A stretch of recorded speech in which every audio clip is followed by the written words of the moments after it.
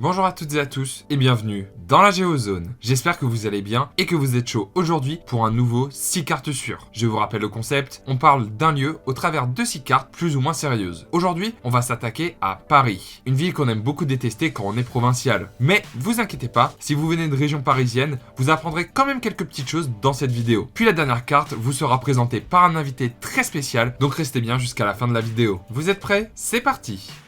On va commencer doucement cette vidéo avec une carte plutôt importante pour comprendre Paris, celle des arrondissements de la capitale. Paris est séparé en 20 arrondissements de taille et de forme variables. Ici, je vais vous en parler brièvement et vous parler de quelques monuments historiques de la ville pour vous aiguiller. Commençons par le premier arrondissement, dans le cœur historique de Paris, où l'on retrouve le musée du Louvre ou la place Vendôme. C'est l'arrondissement de Paris le moins peuplé avec à peine 16 000 habitants. Ensuite, le deuxième arrondissement au nord, qui est le plus petit de la capitale avec moins d'1 km². Troisième arrondissement à l'est, qui est aussi surnommé l'arrondissement du Temple, ainsi que le 4e arrondissement au sud qui comprend l'île Saint-Louis et une partie de l'île de la Cité sur laquelle se trouve la cathédrale Notre-Dame de Paris. De l'autre côté de la Seine, c'est le 5e arrondissement avec le quartier latin dans lequel on retrouve le Panthéon. Le quartier latin s'étend jusqu'au 6e arrondissement à l'ouest où l'on retrouve le Sénat et le théâtre de l'Odéon. Continuons à l'ouest avec le 7e arrondissement avec une tour construite par Gustave Eiffel, un édifice pas trop connu de la capitale. On retraverse la Seine direction le 8e arrondissement, traversé de part en part par l'avenue des Champs-Élysées. On repart à l'ouest dans le 9e arrondissement avec l'Opéra Garnier et on continue à l'ouest dans le 10e avec le canal Saint-Martin qui le traverse en provenance du 11e arrondissement au sud, aussi connu pour la place de la Bastille. Vers le sud, 12e arrondissement, deuxième plus grand de la capitale avec son espèce de grosse queue à la fin qui est en fait le bois de Vincennes, mais on en reparlera un peu plus tard. Et on retraverse la Seine direction le 13e arrondissement qui est connu pour son quartier asiatique, le 14e arrondissement vers l'ouest dans lequel on retrouve la tour Montparnasse qui est partagée avec le 15e arrondissement, toujours vers l'ouest,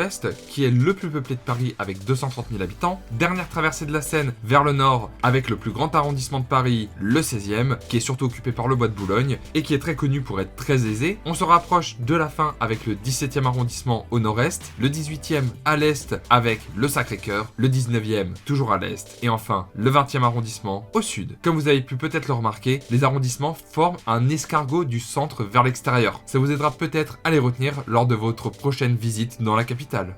On va regarder la carte des arrondissements pour cette deuxième carte. On le sait tous, l'immobilier à Paris, c'est un délire. Pour 800 € en province, t'as un château de 56 pièces et à Paris, t'as un KGB avec toilette sur le palier. Cette carte, elle représente le prix du mètre carré dans les différents arrondissements de Paris en juin 2022. En très clair, ce sont les arrondissements les moins chers de Paris, avec moins de 10 000 € le mètre carré, c'est-à-dire le 13e, le 19e et le 20e. Vous avez bien retenu la carte précédente, bravo. Ensuite, on a les arrondissements où le mètre carré coûte entre 10 000 et 11 000 €, parmi lesquels on retrouve le 16e arrondissement, qui est loin d'être le quartier le plus cher de Paris. On continue de tendre vers le foncé avec les arrondissements où le mètre carré coûte entre 11 000 et 12 000 €, puis les arrondissements où le mètre carré coûte entre 12 000 et 13 000 €, et là on arrive dans l'encore plus cher avec en rouge foncé les arrondissements dont le mètre carré oscille entre 13 000 et 14 000 €, et enfin en rouge très foncé le 6e et le 7e arrondissement où le mètre carré coûte plus de 14 000 €. Alors avec cette carte on se dit que le 13e, le 19e et le 20e, ça va, c'est pas si cher, alors que ça reste horriblement cher. Pour comparer, un appartement de 80 mètres carrés coûterait 1,2 million dans le 6e, 760 000 €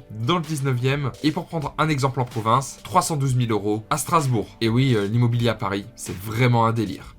Passons maintenant pour cette troisième carte, au transport en commun, vu que cette carte va représenter le réseau du métro parisien. Mais ici, vous n'aurez pas le plan classique du métro qu'on retrouve partout, mais celui des vrais trajets effectués par les différentes lignes dans Paris. D'ailleurs, certaines lignes de métro vont plus loin que Paris intramuros, donc vous n'aurez parfois pas toute la ligne entière. Commençons dans l'ordre croissant avec la ligne 1, reliant le château de Vincennes au quartier d'affaires de la Défense. C'est la ligne la plus empruntée avec 180 millions de voyageurs en 2017. Ensuite, on retrouve la ligne 2 qui relie la Porte Dauphine et Nation. La ligne 3 reste au nord de la Seine en reliant le pont de Levallois à Gallieni. La ligne 4 traverse Paris du nord au sud entre la porte de Clignancourt et Bagneux-Lucie-Aubrac. C'est la deuxième ligne la plus fréquentée avec 156 millions de voyageurs en 2017. Continuons avec la 5 qui reste dans l'est de Paris en reliant Place d'Italie et Bobigny, Pablo Picasso. La ligne 6 relie Charles de Gaulle Étoile à Nation avec une très grande section extérieure et une très belle vue de la Tour Eiffel. La ligne 7 part de la Courneuve 8 mai 1945 et possède un embranchement avec un terminus à Villejuif, Louis Aragon et l'autre à la mairie d'Ivry. La ligne 8 part de Ballard dans le sud-ouest de Paris et se rend à Créteil-Pointe-du-Lac. La ligne 9 part du Pont de Sèvres et file jusqu'à la mairie de Montreuil, tandis que la ligne 10 relie Boulogne, Pont-de-Saint-Cloud et la gare d'Austerlitz. C'est d'ailleurs la ligne la moins fréquentée avec 45 millions de voyageurs en 2017. La deuxième ligne la moins fréquentée, c'est la ligne 11 entre Châtelet et la mairie des Lilas avec 47 millions de voyageurs. La ligne 12 part de la mairie d'Issy dans le sud et relie la mairie d'Aubervilliers, tandis que la ligne 13 part de Châtillon-Montrouge et possède également un embranchement permettant de se rendre à Asnières-Gennevilliers, Les Courtilles et Saint-Denis Université. Elle est considérée par beaucoup de Parisiens comme la pire ligne du réseau. Et enfin, la ligne 14 qui part d'Olympiade jusqu'à la mairie de Saint-Ouen. Mais c'est pas fini. Les vrais connaisseurs du métro savent que j'ai oublié quelque chose, les lignes bis. On a tout d'abord la ligne 3 bis entre Gambetta et la Porte des Lilas avec ses 4 petites stations et la ligne 7 bis entre Louis-le-Blanc et le Pré-Saint-Gervais avec sa boucle. Ces deux lignes bis sont de vraies bizarreries. Si vous voulez savoir pourquoi elles existent, je vous redirige vers cette super vidéo du Ferrovipat que je vous mets en signet et dans la description.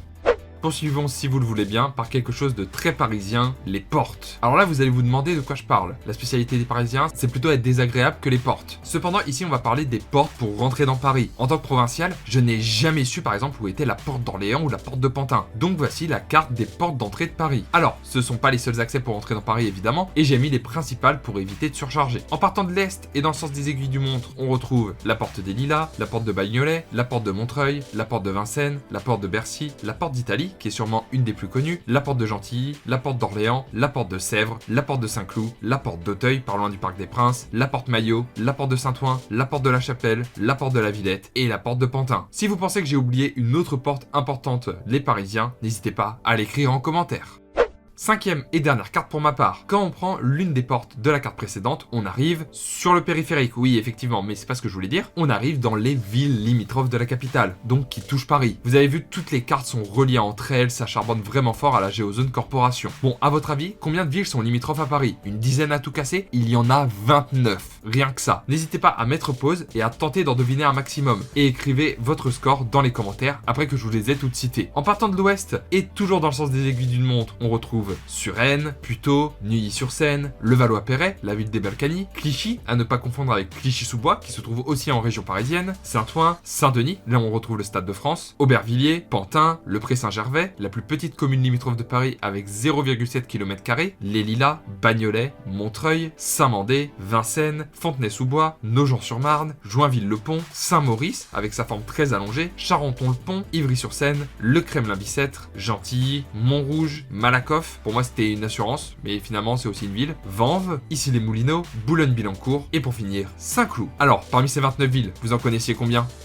Je passe maintenant la main à mon invité. Salut à tous dans la Géozone, c'est Ponce. Alors comme vous le savez peut-être, j'adore les fleurs. Donc dans cette carte, on va parler des espaces verts de la capitale. Alors oui, Paris, c'est bien bétonné, immonde, tout ça. Cependant, sur les 105 km² de la capitale, 23 sont couverts par les 500 parcs et jardins qui traversent la ville. C'est pas rien. Alors Géo en a parlé dans la vidéo avant, mais il existe 2 bois au cœur de Paris. Le bois de Boulogne, à l'ouest, avec 8,5 km², et le bois de Vincennes, au sud-est, dans l'espèce de petite queue que possède la ville, avec 10 km². Cependant, il existe d'autres parcs plutôt cool dans la capitale, comme le Jardin des Tuileries dans le 1er arrondissement, le Jardin des Plantes dans le 5e, le Jardin du Luxembourg dans le 6e, l'Esplanade des Invalides et le Champ de Mars dans le 7e arrondissement, le parc Monceau dans le 8e, le parc de Bercy dans le 12e, le parc André Citroën dans le 15e arrondissement, le Jardin du Trocadéro évidemment dans le 16e, le parc de la Villette, avec la Cité des Sciences et le parc des Buttes-Chaumont aussi dans le 19e arrondissement, et enfin le cimetière du Père-Lachaise dans le 20e. Alors oui, dit comme ça peut être un peu glauque de se balader dans un cimetière, mais l'atmosphère y est tellement unique que ça mérite d'aller y faire un tour. Merci pour votre attention, merci Géo évidemment pour l'invitation, à très bientôt sur Twitch ou sur YouTube, et vive les fleurs. Merci à Ponce d'avoir accepté de participer à cette vidéo. C'est un vrai honneur pour moi de le recevoir sur ma chaîne. Si vous le connaissez pas, vous pouvez le retrouver tous les jours sur Twitch, sauf le samedi, ou sur sa chaîne YouTube pour un max de bonne humeur, de rire et de fleurs. Tous les liens sont dans la description si vous voulez lui rendre une petite visite, et merci encore à lui d'avoir joué le jeu. Sinon, si c'est ma chaîne que vous découvrez, vous pouvez vous y abonner en cliquant sur le bouton rouge, ça soutient vraiment la chaîne, alors merci. Vous pouvez aussi venir me suivre sur mes différents réseaux sociaux, tous les liens sont dans la description. À la prochaine dans la Géozone, ciao!